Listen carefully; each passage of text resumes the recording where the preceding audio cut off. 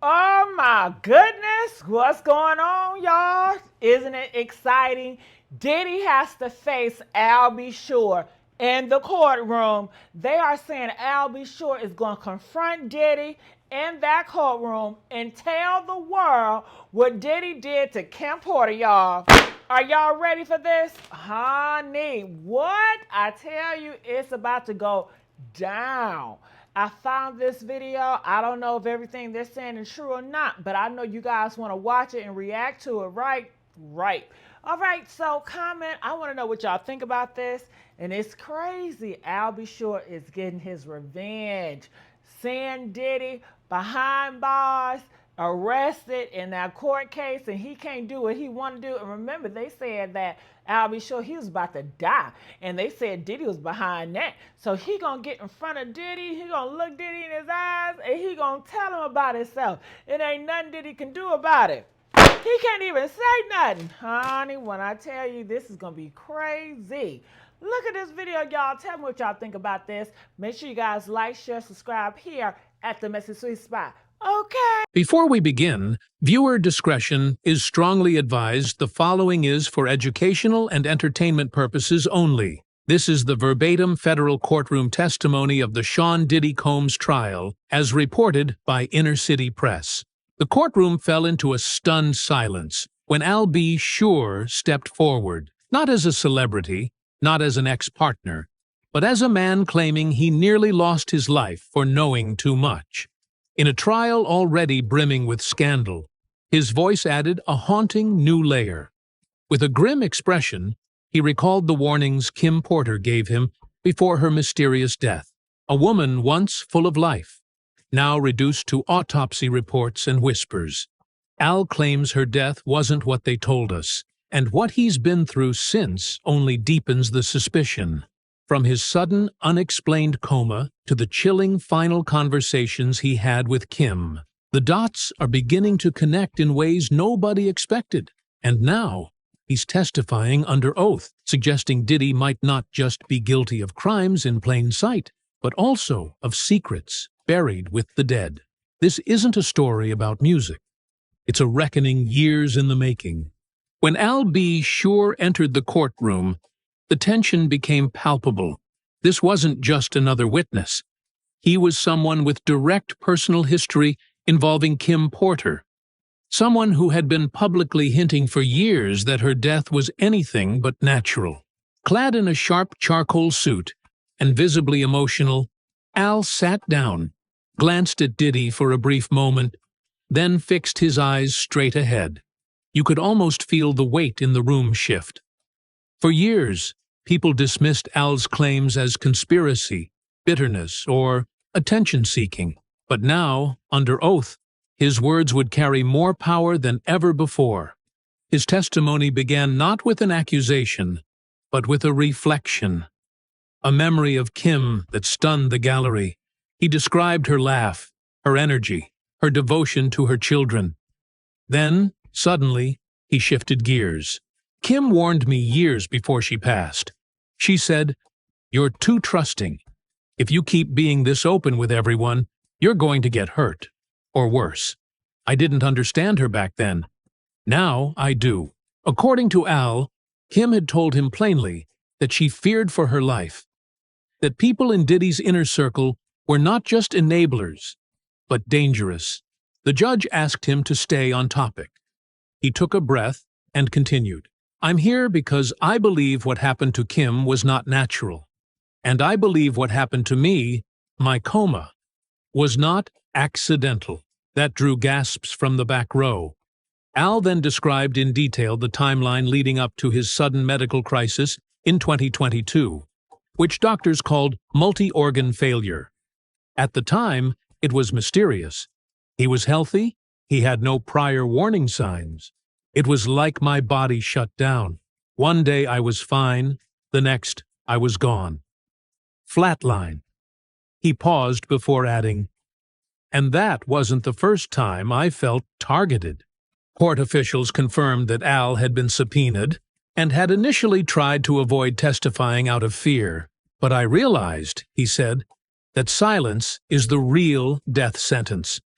And if I didn't speak now, everything I've lived through and what Kim died trying to tell us would be in vain. As reporters scrambled to relay updates from the courthouse hallway, it became clear this was not going to be a typical celebrity trial. This was about secrets, old ones, dangerous ones, ones that people have tried to bury along with the bodies. Al B. sure didn't hold back when asked about the nature of his relationship with Kim Porter in her final years. We were close. We always stayed in touch, even when we weren't romantic anymore. There was a mutual respect, and then concern. She was afraid. Al then shared one of the final conversations he had with Kim, just weeks before her sudden death. She told me, "They're watching me. They tap my calls. I feel like someone's always outside my house." The prosecution leaned in. This was exactly the kind of statement that reinforced their narrative, that Kim had been silenced. Al elaborated. He said Kim kept a detailed notebook, possibly a diary, that contained names, dates, locations. She told me, "If anything happens to me, it wasn't an accident." Al added that Kim had been preparing to go public with information that would ruin lives. She allegedly planned to expose how Diddy controlled not just her life, but others around him, using manipulation, threats, and surveillance. Then came the bombshell. Al claimed that after Kim died, a private investigator working for him tried to retrieve her personal belongings from her home. But the house had already been cleaned out. Her phone, her laptop, the notes, everything was gone, like it was scrubbed, like someone knew what to look for. He also described a disturbing experience with law enforcement after Kim's death. "I told them what she said to me. I begged them to look into it. Instead, they laughed, told me I was paranoid, said I should focus on grief counseling. That same day," he says, "he was warned not to speak to the press. Not by police, but by a friend of a friend. They said I was poking around too much." This wasn't just Al repeating old rumors. This was testimony, under oath, recounting exact dates and statements. Prosecutors submitted medical records showing Al's unexplained collapse and hospitalization, suggesting a potential connection. "It felt like someone wanted me out of the way," he said. "They couldn't shut Kim up, so they made her disappear. I got lucky." When asked about Kim's alleged book, Al nodded. "She told me she had it written, told me she had it locked in a safe deposit box, but I never saw it. After she died, it was gone. Never mentioned again." Courtroom jaws dropped when Al B. sure pivoted to the medical emergency that nearly took his life. It wasn't just bad health. It was an attack. I believe that now more than ever. He detailed how, in October 2022, he suddenly collapsed and was placed in a medically induced coma for over 2 months. "I flatlined twice. My liver, my kidneys, they shut down like someone had flipped a switch." The connection to Diddy? Al claimed that just before his health crash, he had been meeting with a journalist to share what Kim had told him years ago. The interview was never published, and within days, I was in a coma. But he didn't stop there. Al brought up the suspicious deaths of others connected to Diddy and Uptown Records. Kim? Dead? Andre Harrell? Heart attack.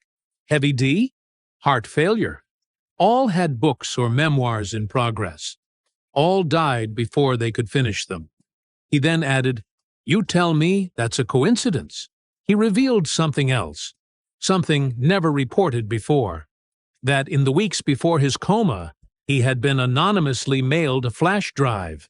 It had voice memos, names, timestamps, some things I didn't even recognize at first. "That drive," he said, "mysteriously vanished from his home during his hospitalization. My security cameras were disabled that night. It was like someone knew exactly when I'd be out of commission." At this point in his testimony, even Diddy looked shaken, reportedly asking his attorney to request a break. The judge declined. Al ended this segment by reading part of a letter Kim once wrote to him, allegedly just days before her death. "I'm scared. If anything happens, take care of Quincy. And don't stop fighting. You'll know when the time comes."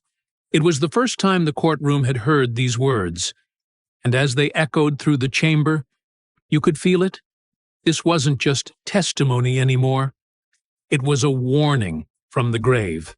As the courtroom sat in silence, Al B. Sure cleared his throat and continued with what may have been the most chilling part of his testimony. "There was a bounty on my head. I didn't believe it at first. I thought it was paranoia. But after everything that's happened, it's survival instinct." He detailed a moment from early 2023 when he was alerted by a former music industry insider, someone he'd known for years, that people in high places were tired of him snooping around. Al said he was warned to stop mentioning Kim's name in interviews, to delete cryptic social media posts, and to let go of the past. The message wasn't casual. It was a threat. "I started receiving anonymous texts. Stay out of it. Don't speak unless you want the same outcome.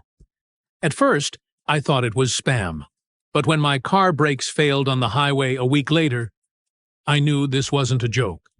According to court records, Al filed 2 police reports in 2023 about vehicle tampering and threatening messages, both dismissed for lack of evidence. But now, under oath, he laid it all bare. "I'm not saying Diddy personally called someone to hurt me," Al said, pausing, "but I am saying this. When powerful men feel cornered, they don't get their hands dirty. They let their money speak for them." Then he dropped another bombshell. A former Bad Boy Records employee, unnamed in court documents, allegedly contacted Al through a third party to make things go away. They reportedly offered him $500,000 to retract earlier comments he made about Kim's death, and to publicly state he had no concerns. Al refused. "I couldn't live with myself," he told the jury. "She meant too much, and my son deserves the truth about what happened to his mother." Al admitted he had spent the last year sleeping with a firearm near his bed. He hired private security, changed his phone number multiple times, and stopped giving interviews. "It was like being stalked by shadows. I couldn't prove anything, but I felt it. And now that I'm on this stand, I know they're listening." As the room hung on his every word, the prosecution made a statement to the judge. "We intend to present additional evidence of attempted witness tampering and threats against Mr. Shore." That statement sent a wave of murmurs through the courtroom, because if proven, it could be enough to trigger further charges, possibly obstruction of justice. The judge then shifted the conversation to November 15, 2018, the day Kim Porter was found dead. Prosecutors asked Al to recount everything he knew from that day and the days prior. "It was supposed to be a normal week," he began. "We were all celebrating Quincy's Netflix deal. Everyone was there.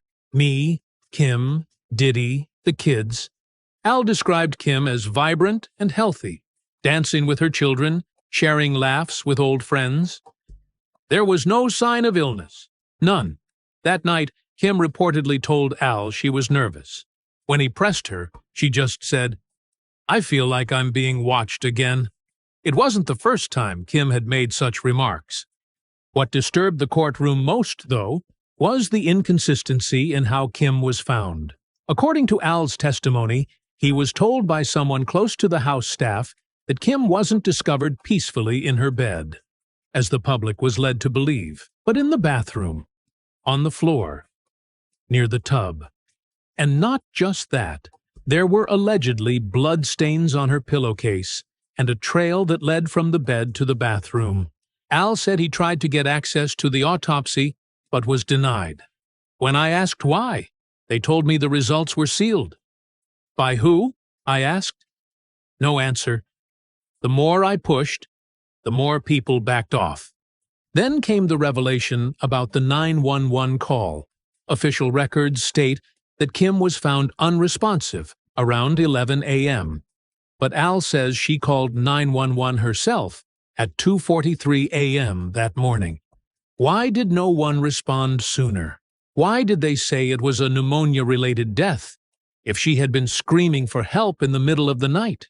Al continued, if Kim called for help and she was in distress at 2:43 a.m., why wasn't she found until nearly 9 hours later? And why does the coroner's report say she was discovered in bed, when I've seen private photos that show otherwise? Courtroom whispers became louder. Prosecutors requested to enter new photographic evidence into the record, reportedly showing what they claim is blood on the bed frame and a disheveled bathroom floor. The defense objected, but the judge allowed it. And then Al turned directly toward Diddy. You know what she told me, Sean? She said, if anything happens to me, protect Quincy. He's the one they'll come for next. In one of the most gripping turns of the trial, Al B. Sure revealed the alleged existence of recordings. Tapes, he says, were made by Kim herself. She told me she kept an old-school tape recorder in her room. She didn't trust cell phones, said they could be hacked. She had hours of recordings. According to Al, Kim documented her calls, her conversations with assistants, even her fights with Diddy. She said if anything ever happened, those tapes would explain it all. They were her insurance. But after her death, gone, Al said. When I asked the family where her safe was, they said it was empty. The tapes, her journals, her hard drives, all gone. Someone got there before we could. He also testified that Kim had a manuscript for a memoir she'd been quietly working on for years. She told me, it's not just my story, it's everyone's story. I'm going to tell the truth about the industry, about Diddy, about what it means to survive in this world. According to Al, Kim feared the backlash, but also believed the story needed to be told. She said, if I don't write it, someone will just make something up when I'm gone. But Kim wasn't the only one writing a book. Al pointed out that Andre Harrell, who mentored Diddy, was reportedly in the process of finishing a memoir when he died of an alleged heart attack in 2020. He told me, I'm going to put the truth in it. That was the last time I spoke to him. Heavy D, another figure from the Uptown Records era, died of a pulmonary embolism in 2011. According to Al, he had just started writing. I remember because he texted me asking for a publisher contact. Al then stared at the jury. What do all these people have in common? They all knew Diddy. They all had stories. And now they're all gone. He concluded with a chilling final thought. I don't think Kim died of pneumonia. I think she died of silence, of keeping secrets for too long, and I was almost next. After a brief recess, the prosecution returned with what they described as critical medical context, tied directly to Al B. Sure's near-death experience in 2022. The courtroom grew tense as Al described the moment he woke up from a coma, surrounded by confused doctors and devastated family. They said I had multi-organ failure, he said softly. They couldn't explain why. No signs of prior illness, no clear trigger, just collapse. Al revealed for the first time in court that 2 weeks before he slipped into the coma, he had been contacted by a third party claiming to represent an old friend, a friend he later assumed was Diddy. The man reportedly told Al to back off the Kim talk and offered him a financial courtesy in exchange for silence. When Al refused, he claims things escalated quickly. He testified that strange things began happening. His home Wi-Fi was inexplicably disabled for days. His tires were slashed, and he caught a man trying to access his building who ran off when confronted. Then I got sick. Fast, unnaturally fast. I couldn't breathe. I couldn't eat. Within days, I was in the ER, and then I woke up a month later in the ICU. According to Al, toxicology tests showed substances in his blood that did not match anything prescribed or ingested voluntarily. They told me I had been poisoned, he claimed, but the official medical report listed undetermined complications leading to organ failure. No police report was ever filed. The prosecution asked Al whether he believed this was a targeted attack. He responded, yes, I think I was silenced, temporarily, and I'm not alone. People around this man, people who know the truth, get erased, sick, or buried. Then he dropped another bombshell. Kim told me she once caught someone trying to spike her wine during a dinner party. She thought it was a prank until she got dizzy and passed out. She never found out who did it, but she was always paranoid after that. The courtroom was silent. Diddy, seated at the defense table, stared down at the floor, not even glancing at Al. The judge instructed the prosecution to provide the jury with Al's full medical file for corroboration. This wasn't just a singer giving testimony anymore. This was now being framed as a man who barely escaped death, believed someone in Diddy's circle had tried to finish what they started with Kim. As the trial resumed, the prosecutors brought forward what they called corroborative material from private investigators hired by Al B. Sure after his recovery. The investigators, hired in 2023, presented evidence that Al had been tailed by unknown individuals during multiple public appearances. Dashcam footage, stills from store cameras, and geolocation pings all showed a pattern. Someone was following him. Al stated under oath that the surveillance was constant, aggressive, and unsettling. When I went to Quincy's Netflix screening, I noticed a man in sunglasses recording me. When I turned toward him, he vanished, but I saw him again and again at different locations. I'm not crazy. I've lived through enough to know when someone wants you gone. But the most disturbing part came when Al recalled a conversation with Kim just months before her death. He said, "If anything happens to me, don't trust what they say. Look deeper, and don't let Quincy near Sean unless you're there." The court then heard a voicemail from Kim to Al, recovered from his phone backups. It was sent weeks before she died,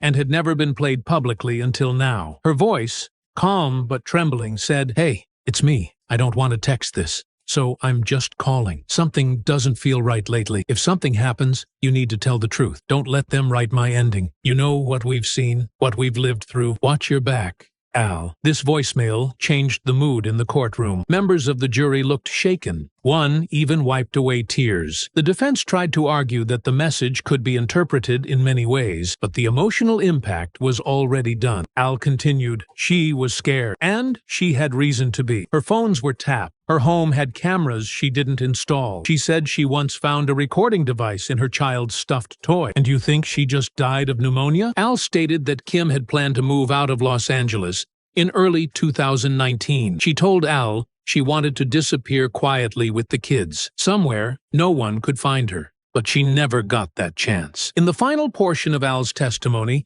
he brought up the project that had reportedly gotten Kim killed. A book, not the one that was released after her death with sanitized diary entries, but an unpublished manuscript Kim had been secretly compiling since 2012. She kept everything in a black notebook, Al testified. She called it her lifeline. It had names, dates, voice memos, burner phones with recording, all gone. According to Al, Kim was planning to release the book under a pseudonym through a European publisher. She had even given Al a glimpse of the chapters. One detailed her first encounter with Diddy's darkroom parties. Another revealed violent outbursts no one ever spoke about. In perhaps the most emotional moment of the trial, Al read a section from an email Kim once sent him that he had saved. "If this gets me killed, please know I did my best. I don't want to be remembered as some model or music mogul's ex. I want my story told honestly, even if it comes from the grave." The jury was visibly moved. A few audience members,